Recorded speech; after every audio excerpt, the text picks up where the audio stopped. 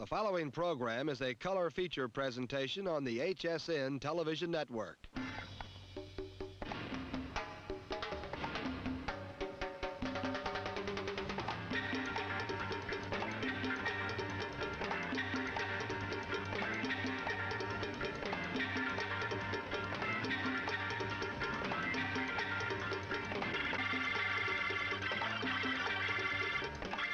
This Week in Pro Football is brought to you by Hager Slacks. They just fit better naturally. And by American Motors and your local American Motors dealer. Hi, I'm Pat Summerall. And I'm Tom Brookshire. And in the first half of our show, we'll see how the Cleveland Browns and the Baltimore Colts bounced back despite uncertain quarterbacking. We'll also see how the Atlanta Falcons outlasted San Francisco in a cliffhanger. And we'll see three of the week's biggest upsets. That would be St. Louis over Dallas, Miami over Oakland, and Green Bay over Minnesota. We'll see all these games and more right after this message.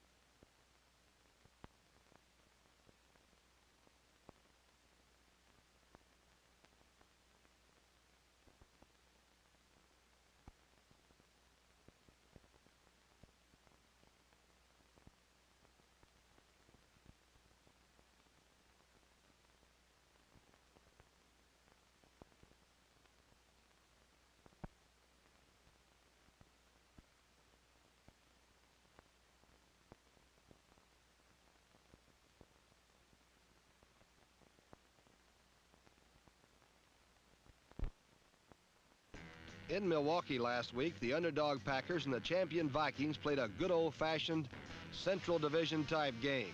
And that means a double dose of defense, as demonstrated by number 81 All-Pro Carl Eller.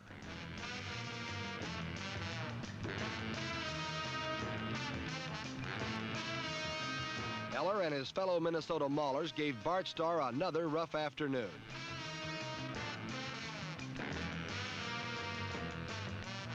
Sometimes Starr found it advisable to share his burden.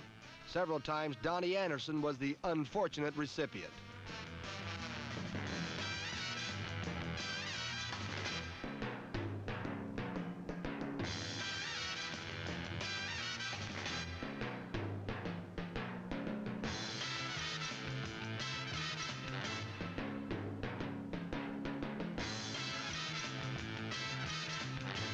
For the Packers, number 82, Lionel Aldridge, led a defensive charge which devastated the Vikings' good offensive line and crumpled quarterback Gary Cuozzo 6 times.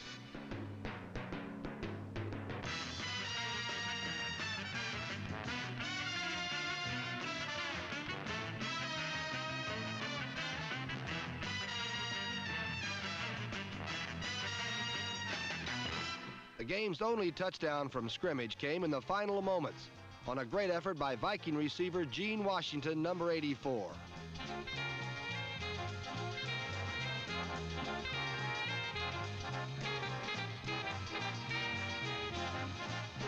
The big play for the Packers also came in the fourth quarter as Dave Hampton, number 25, fielded a kickoff 1 yard deep in the end zone.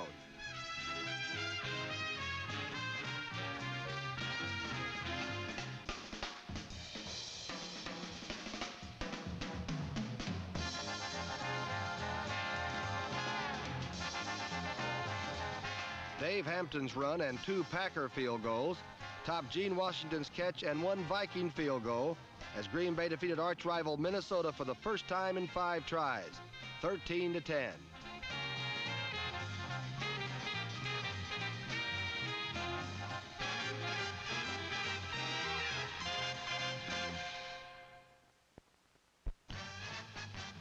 Meanwhile, in Atlanta Stadium, the Falcons and the San Francisco 49ers were playing their own brand of football. And unlike the Central Division brand, it was anything but basic.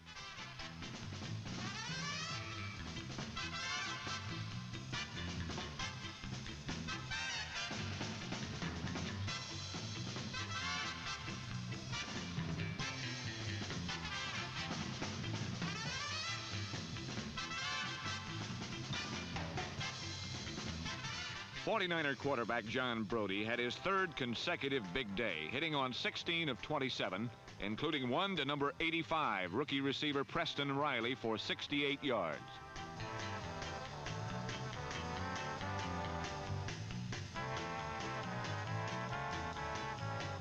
Brody also rolled out and flipped a fingertip touchdown to number 89, tight end Bob Windsor.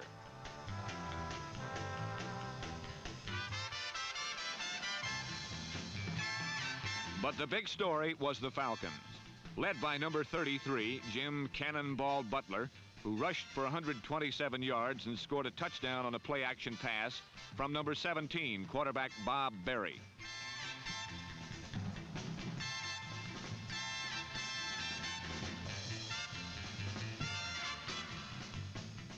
Berry threw another touchdown to number 86, second-year tight end Jim Mitchell. The game's biggest play occurred on a 4th quarter sweep by number 42, Doug Cunningham. Number 20, second-year safety Tom McCauley, returned Cunningham's fumble 42 yards to set up the game's final points.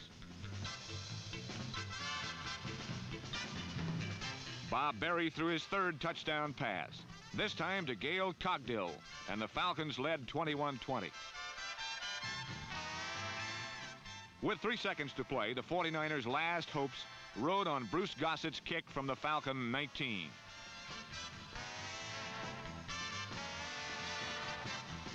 The Falcons had won their 2nd game in 3 tries for their best start ever. People are finally beginning to expect such things from Norm Van Brocklin's young battlers.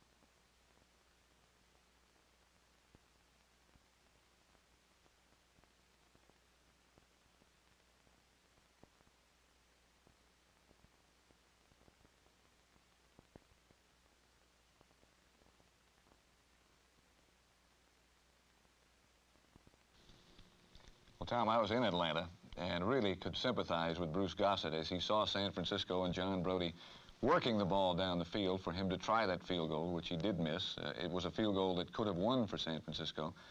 It's one of those things that happen. A lot of times people ask you how you feel in a situation like that, and it's difficult to say. That's one of the most difficult questions to answer because you don't really know how you feel. It depends on what you've done recently. If you've made a few, you can't wait to get out there and get a crack at it. You can't wait for them to run out of downs so you can win it. If you've missed a few, it's a terrible feeling. You just dread it.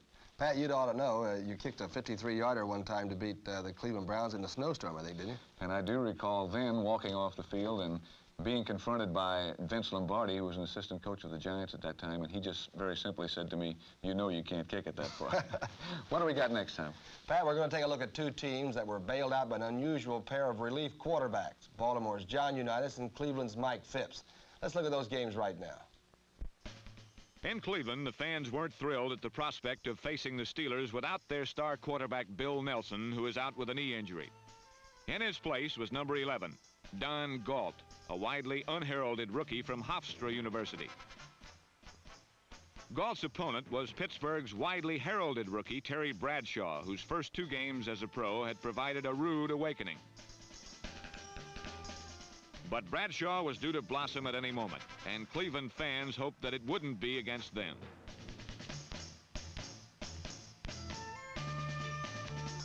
The Steelers struck quickly as number 47, Melvin Blount, took the opening kickoff 91 yards to the Browns' 5.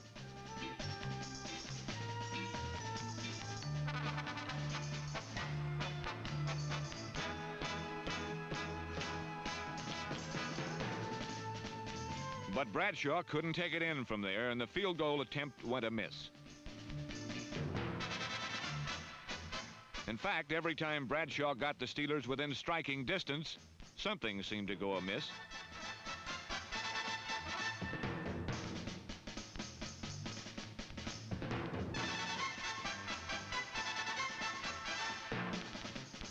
And midway through his 3rd game as a pro, Terry Bradshaw had yet to pass or run for a touchdown. Amazingly enough, for the 3rd consecutive game, number 12 was dropped in his own end zone for a safety. Even the good plays seemed to go awry. On this one, number 25, Ron Shanklin, twisted and turned and leapt his way clear.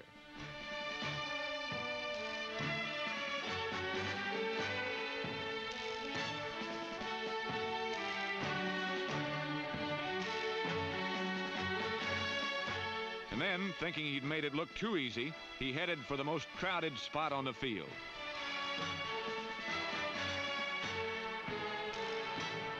But the bad luck that had been plaguing Terry Bradshaw was about to be changed. Finding his receivers covered, Bradshaw made a mad dash for the end zone, and on the way, nothing bad happened.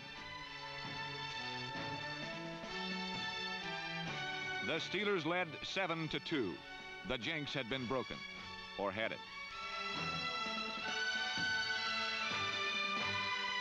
While the Steelers had taken the lead, Don Galt had been throwing 1 completion in 16 attempts. So the Browns went to their bench and came up with a youthful-looking rookie from Purdue University, a quarterback named Mike Phipps.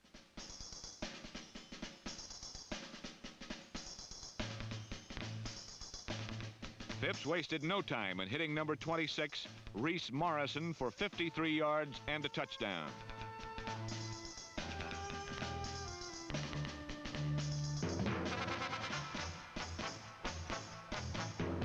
Then some of the boys got together at ringside for a short debate about that particular play.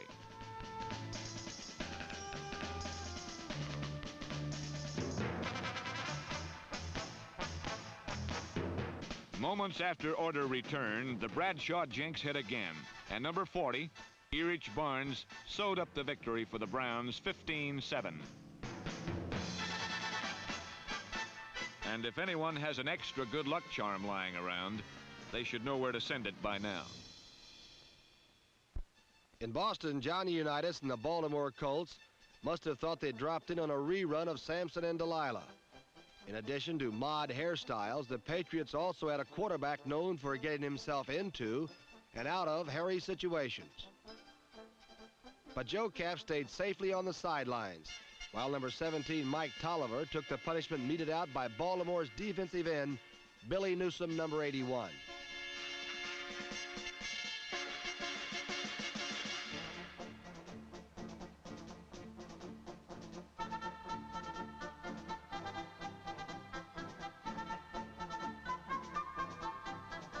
Colt starter Earl Morrill, number 15, gave his team an early lead as he hit Eddie Hinton in the end zone.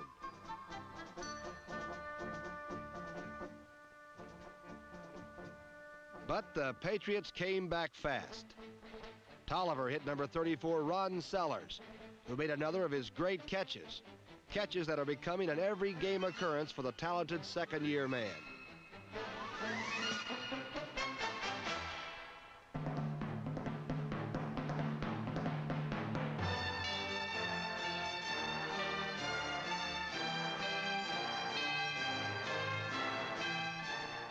And as the Patriots closed in, the old master warmed up on the sidelines.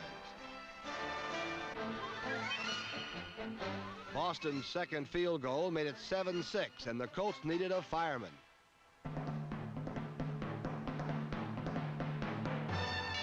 The aroused Patriot defense was burning Earl Morrall repeatedly.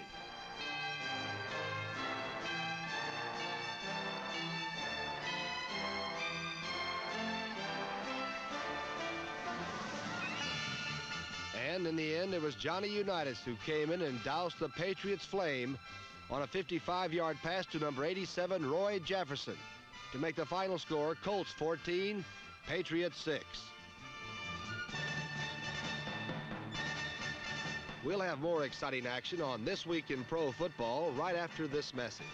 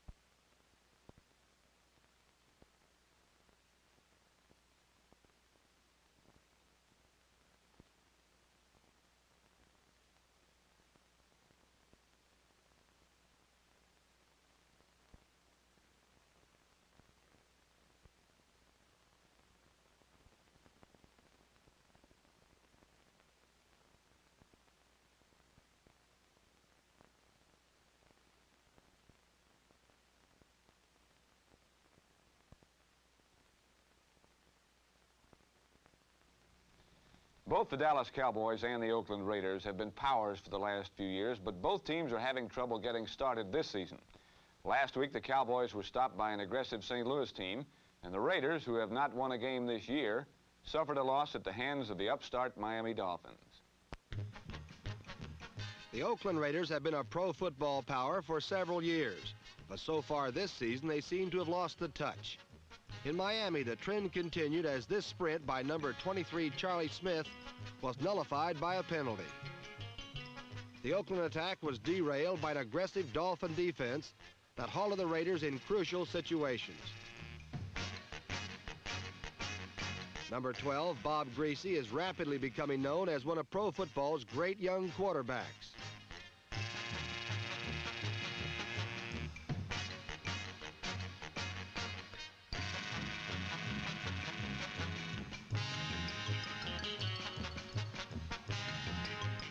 Greasy has found a new playmate this year in number 42 wide receiver Paul Warfield, acquired from Cleveland. Warfield showed that his speed and moves worked just as well in Miami as they did in Cleveland.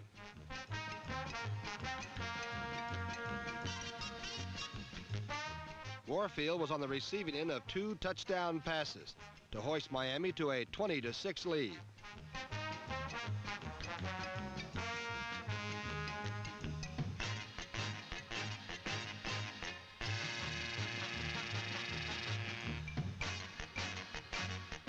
In rainy Miami, Oakland bested the Dolphins in many statistical categories, but lost out on the most important one, the final score.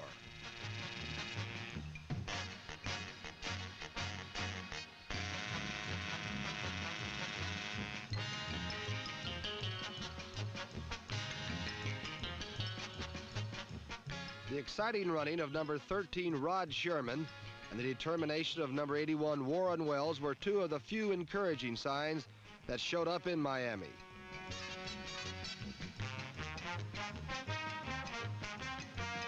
The Raiders tried to move the ball any way possible, and number 81, Warren Wells, usually had a hand in the action.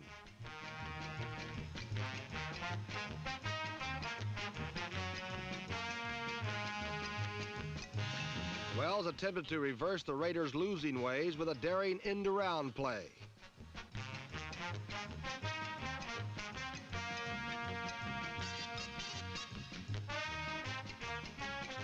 His one-handed grab of a Darryl LaMonica pass gave the Raiders their only touchdown.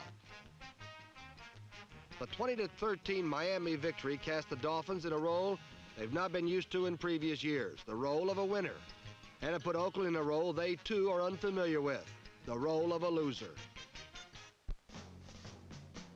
Over 50,000 fans jammed Busch Stadium to see how the Cardinals would cope with scrambling Roger Staubach and the powerhouse Cowboy attack. And the answer seemed to lie in an old quotation, that to win, you gotta have heart.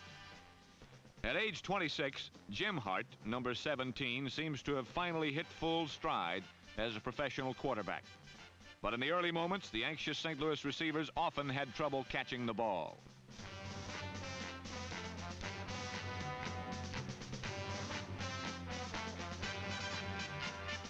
While the Cardinals had problems holding on to the ball, Staubach had trouble holding on to his life. 2 years ago, Staubach was riding the high seas as a member of the U.S. Navy. But the Heisman Trophy winner is discovering quickly that the waves are bigger and hit harder in the NFL.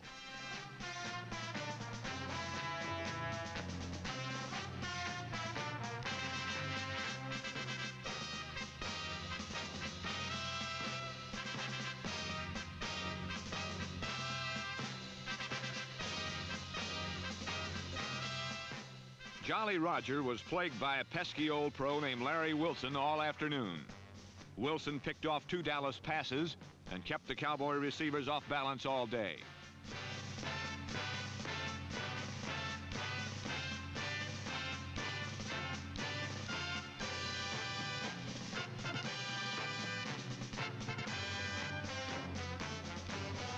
Jim Bakken's 2 field goals were the only scores of the first half. But in the second half, it became apparent to the Cowboys that they were in for an afternoon of heartaches. In the third quarter, Hart's 16-yard strike to number 81, Jackie Smith, set up a 7-yard touchdown pass to Sid Edwards.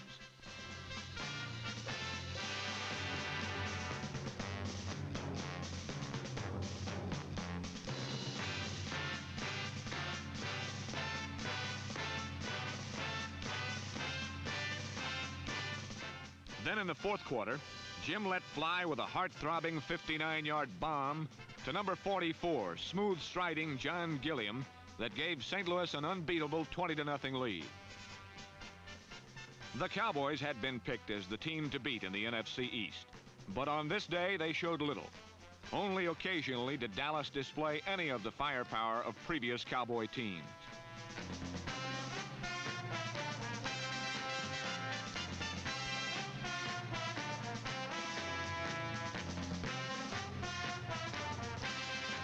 Calvin Hill's fourth quarter touchdown prevented a shutout as the Cardinals stopped Dallas 20-7.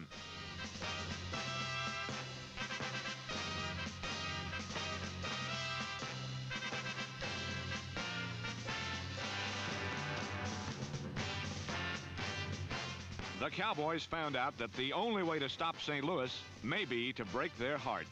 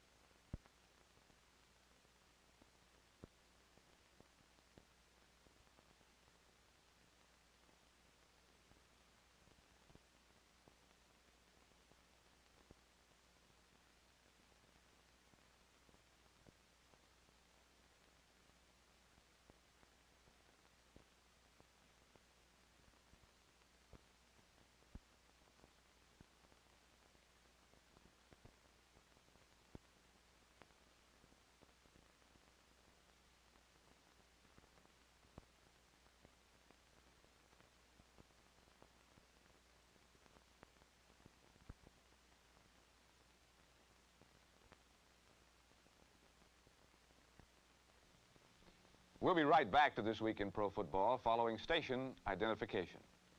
This is the HSN Television Network.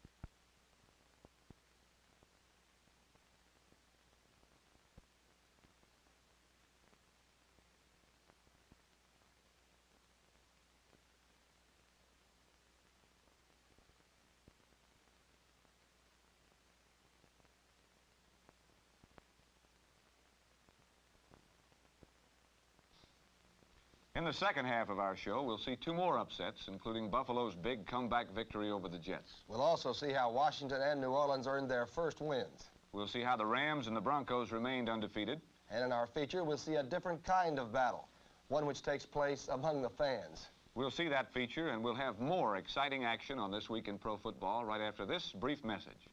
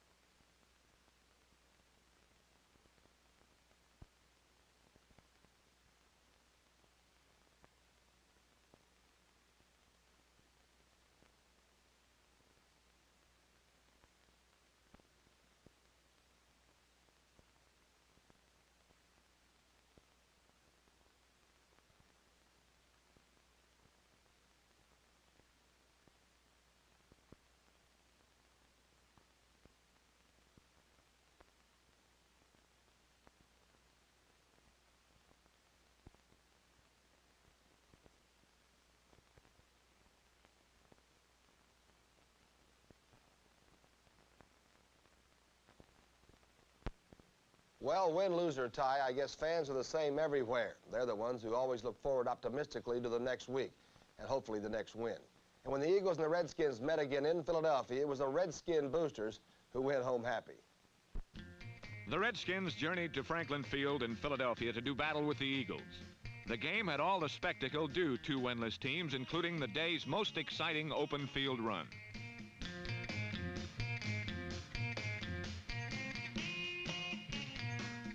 The Eagles got the first break in the game when one of Bill Bradley's punts was fumbled by number 46, Ricky Harris, and recovered by Eagle tackle Wade Key, number 72.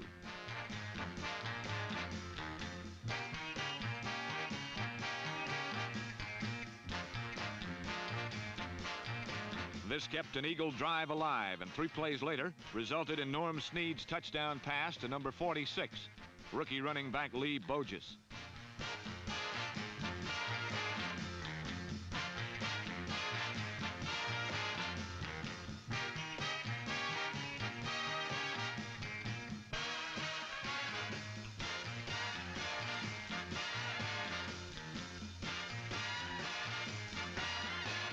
Not to be outdone, the Eagles returned the favor when number 47, Ed Hayes, fumbled a Mike Bragg punt.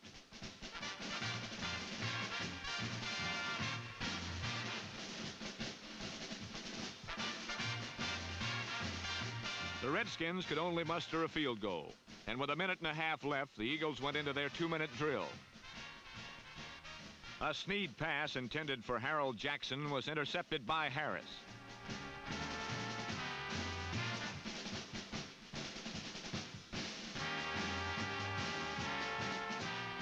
And this led to Sonny Jurgensen's first touchdown pass, a 26-yard scorcher to tight end Jerry Smith.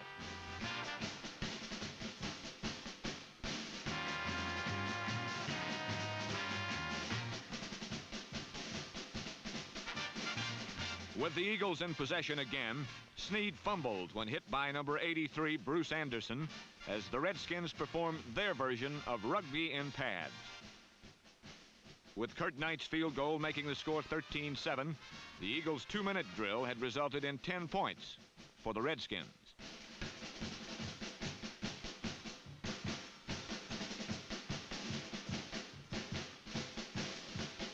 Another Snead interception set up what proved to be the clincher, a Sonny Jurgensen jump shot to Charlie Taylor.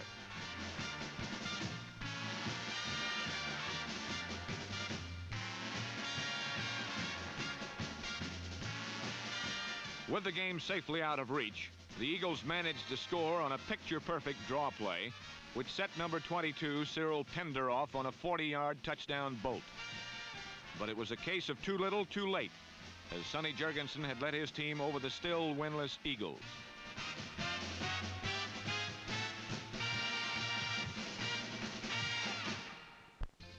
In Cincinnati, another veteran passer, Charlie Johnson, prepared to lead his team against the Cincinnati Bengals.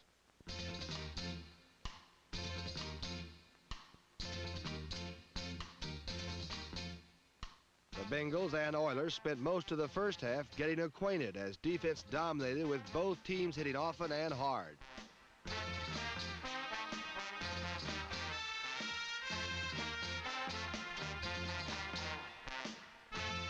The only touchdown threat was set up by the Oiler defense, as Sam Weiss's pass was intercepted by number 52, Garland Boyette, who rumbled to the 4-yard line.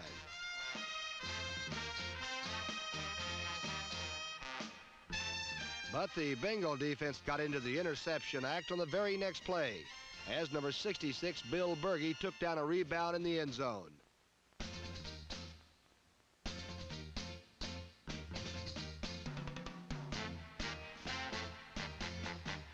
The second half was to be a reversal of the first, as both teams opened up on offense. Virgil Carter combined with All-Pro tight end Bob Trumpy, who beat safety Ken Houston for the game's first touchdown. With the Bengals on the move again, a Johnny Peacock interception of a Carter pass turned the momentum around.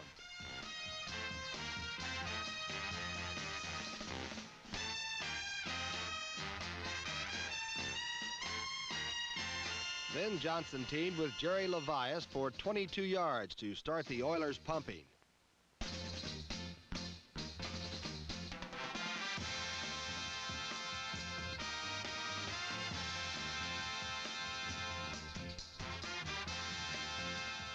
And number 35, Woody Campbell, got the touchdown several plays later. But with Cincinnati leading by 3 points, Johnson called upon his 10 years experience, and with less than 4 minutes left in the game, came up with a 28-yard touchdown pass to tight end Alvin Reed, as he led the Oilers to a come-from-behind 20-13 win.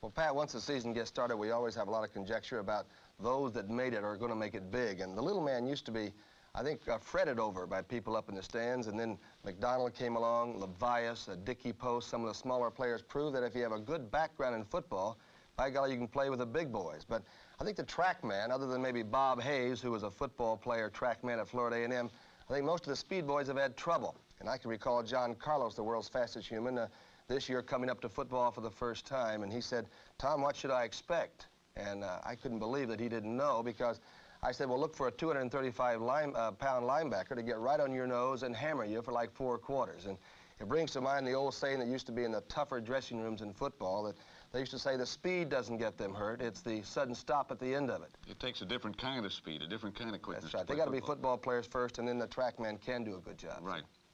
Pat, what's next? Well, Tom, last week both New York teams were victimized in a couple of tough down-to-the-wire games, which resulted in the first wins for New Orleans and Buffalo. So let's take a look at those games right now. A season's worth of excitement occurred within 2.5 hours at Buffalo's War Memorial Stadium. The New York Jets met the Buffalo Bills. Rookie quarterback Dennis Shaw, number 16, led the Bills to a startling upset victory over the Jets, but not before he learned what pro football is all about.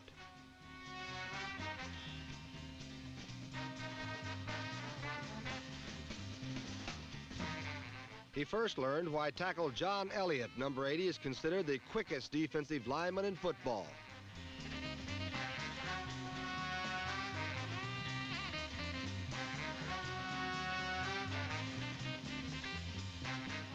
He saw why number 83, George Sauer, is almost impossible to cover by a single defensive back.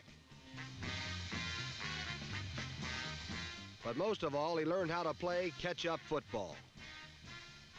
On the Bills' first series, Steve Tannen blocked and recovered Paul McGuire's punt for a touchdown.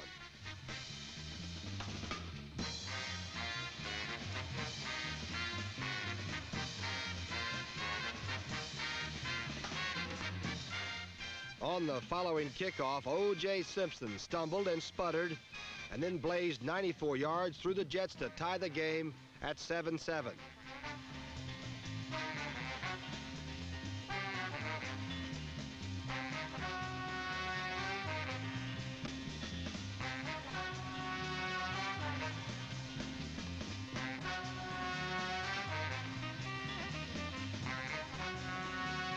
By the time Buffalo was through congratulating O.J., the Jets scored again as Joe Namath drilled Richard Castor, and the big rookie from Jackson State raced 72 yards to a 14-7 lead. Within the space of 4 minutes from the opening kickoff, 3 touchdowns were scored.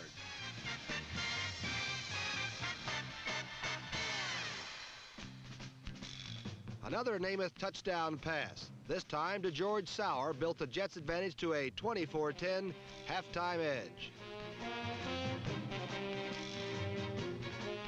Shaw cut into the Jets' bulge with a pretty pass at the flag to Marlon Briscoe. New York 24, Buffalo 20.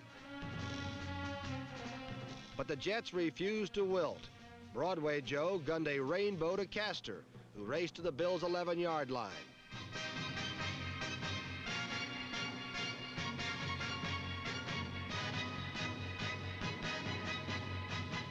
Two plays later, Emerson Boozer sliced and battered his way into the end zone, and a 31-20 Jet lead.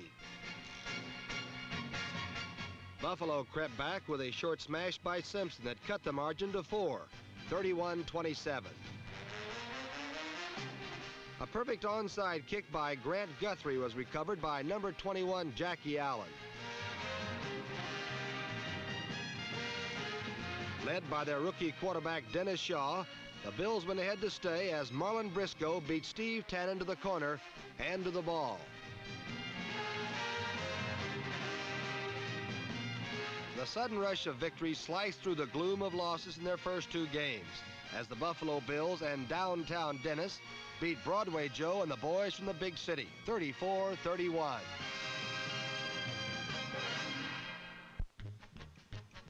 As the Saints prepared to meet the Giants, everybody got their legs in shape.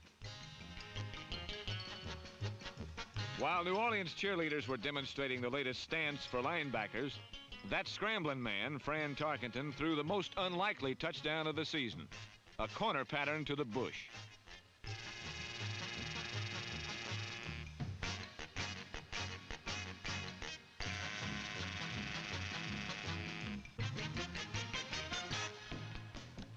But for most of the game, Tarkenton was on target as he led New York to an early 10-0 lead over New Orleans.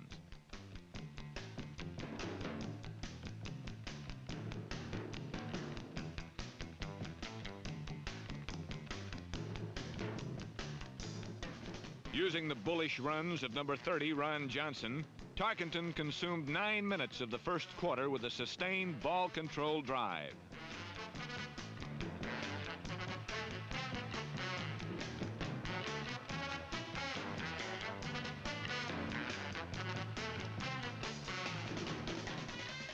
Fran capped the march by spearing Johnson with a 22-yard swing pass for a score.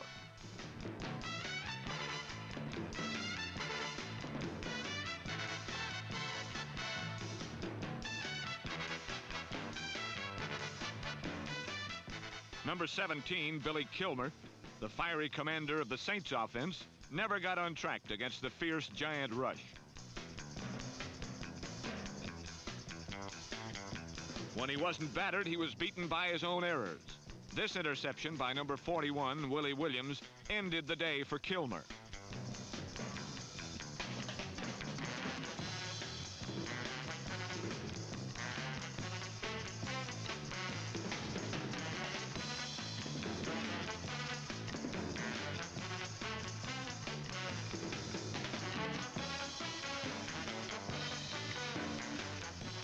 Into the game came sophomore quarterback Ed Hargett, who produced instant excitement for New Orleans.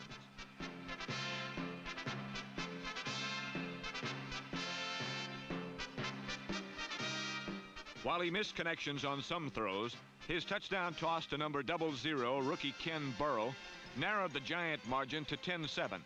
It was the first New Orleans touchdown of the season.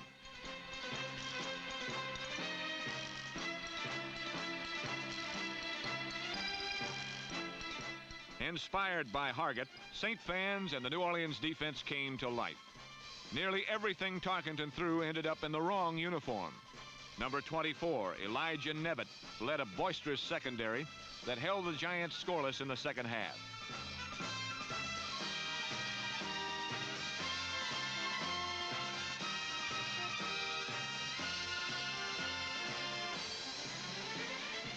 Nevitt provided New Orleans with the game-breaking play in the last quarter when he smothered Bill Johnson's punt, and number 25, Al Dodd, recovered for a Saints touchdown.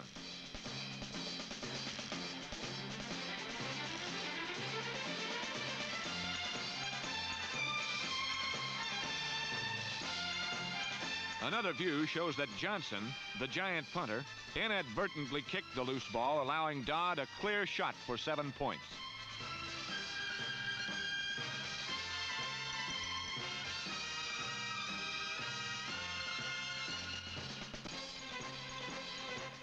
With 3 minutes remaining and the Giants on the New Orleans 5-yard line, Tarkenton's pass to Aaron Thomas was ruled out of bounds.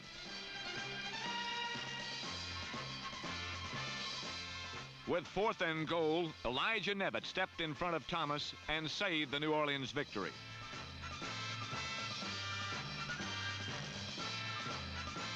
While the 14-10 New Orleans win was its first of the year, it was the second consecutive week the winless New York Giants saw a 10-0 lead melt into defeat.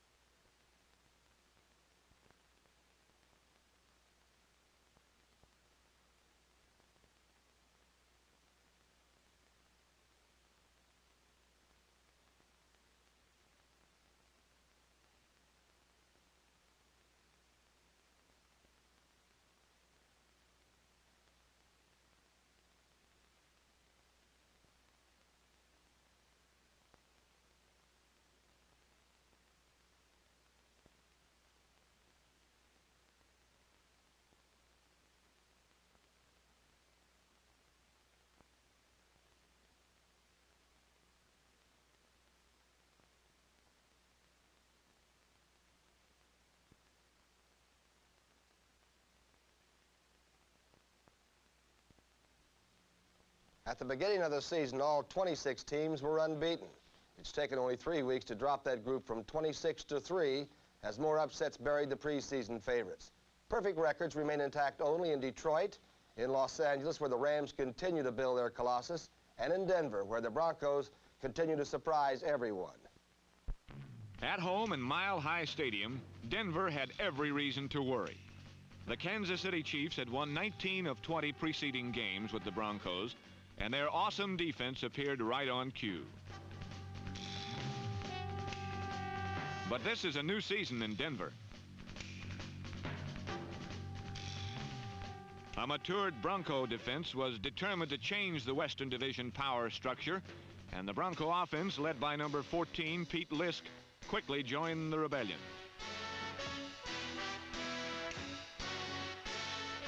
A 30-yard completion to Al Denson set up a 1-yard burst by number 33, Willis Crenshaw. Past failures were forgotten as the Broncos chipped away at the Chiefs with a field goal and a Lisk to Billy Masters touchdown pass. While the offense stacked up first-half points, Denver's defense stifled the high-powered Chief machine, allowing it no closer than the 48-yard line. Jan Stenerud's 55-yard line drive salvaged a portion of pride, but the first-half advantage went to the surprising Broncos. With its offense stalled, Kansas City turned to the special teams for a second-half spark.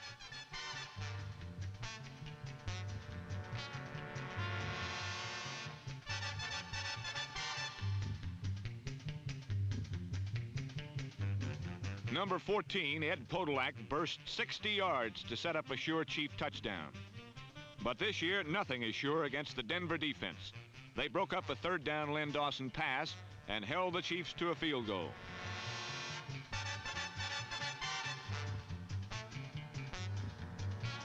From this point on, the Bronco front four seized complete control. They scattered the Chiefs and set up 3 more Bobby Howfield field goals.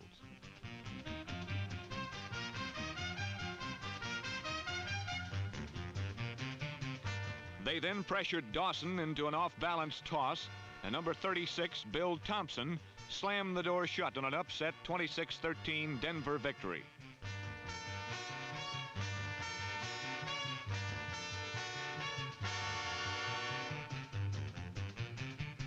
After 10 years of waiting, the Broncos are finally having things their way. They lead the AFC West by 2 full games. On the West Coast, another team ended 10 years of waiting. The Los Angeles Chargers left the Coliseum in 1960, and last Sunday they finally returned. They returned as the San Diego Chargers, now a part of the league which had driven them south and anxious for their first regular season shot at the Rams. Los Angeles quickly sent a welcoming committee to greet the Chargers.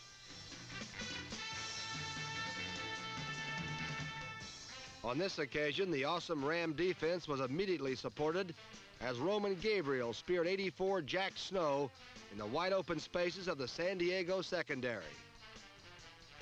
The Chargers soon found truth in the adage, "You can't go home again."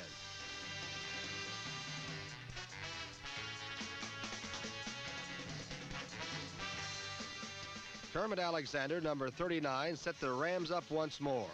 His interception stoked the fires of unity which drive the Rams. When allowed this kind of early dominance, Los Angeles is unstoppable. And number 34, Les Josephson, inflicted more pain with a 12-yard sweep.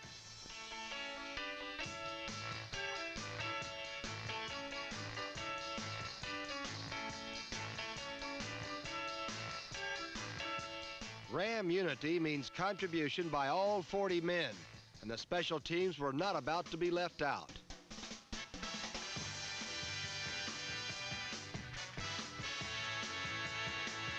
In less than a half, the Rams teamed up for 30 points, and the San Diego offense reacted to this bombardment like a dazed victim of shock.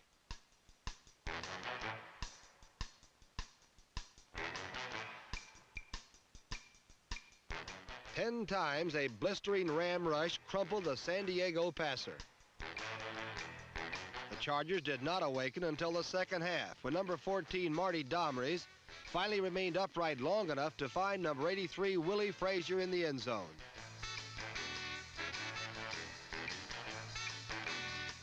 Mortal damage had already been done. Yet, despite the odds, San Diego's defense tried desperately to strip the Rams of their momentum.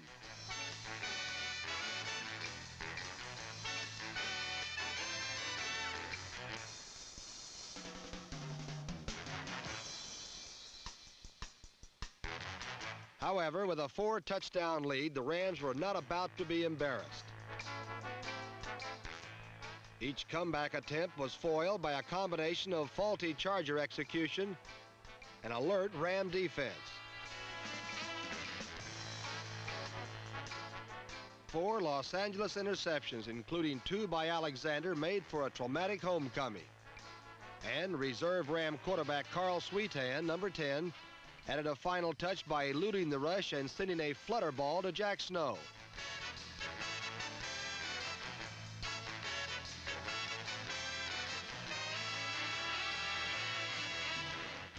Even the normally stoic Gabriel found it difficult to contain his merriment, as what had been billed as the championship of Southern California turned into a rout.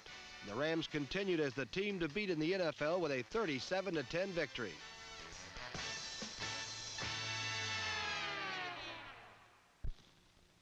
Well, Tom, we got a game coming up this week that means a lot to both of us, the Giants and the Eagles. Who are you picking? That's a biggie up at Yankee Stadium. I'm going to have to go with the old birds. They may smite the Giants. I'll have to go with the Eagles. I can't agree with you at all. I'm picking the Giants. Are you expecting a big snowstorm again, huh? I'm expecting the Giants to win. At any rate, we'll be back next week to show you what happens. I'm Tom Brookshire. And I'm Pat Summerall, and we'll see you next week. This week in pro football has been brought to you by American Motors and your local American Motors dealer. And by Hager Slacks. They just fit better naturally.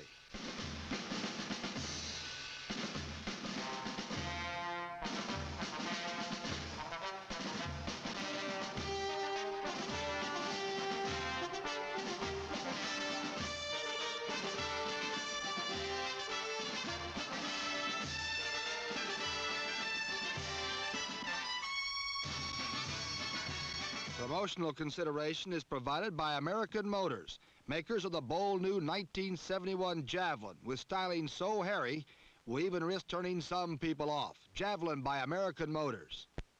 This has been a color feature presentation in cooperation with NFL Films through the facilities of Hughes Sports Network.